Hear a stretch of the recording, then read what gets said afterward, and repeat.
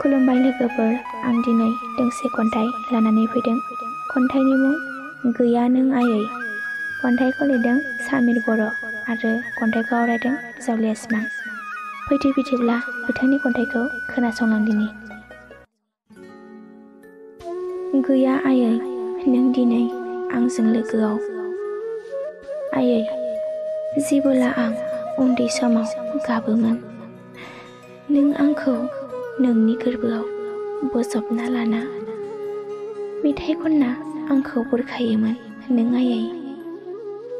बेसे अनसुलिमोन नों आयै। दिनै आं बै समखौनो गोसोखांना गाबबाय थासै आयै। नों मिथियोना आयै, नोंनि सावगारिखौनो नायै नायै बिखायाव बोजबना गाबबाय थासै आं। आयै नों मिथिबावोना, नों थानायमोनबा बेसे मोजां समायगौमोन जोंनि न'आ। आंबो गोजोननाय मोनगौमोन आयै। एसेनोसै खन्थाइया, गोजोन्थों। खन्थाइखौ मोजां मोनदोंब्ला लाइक, शेयार आरो कमेन्ट खालामदो। लोगोसे जोंनि जावलिया सिमां इउटुब चेनेलखौ साबस्क्राइब खालामनो दाबाव।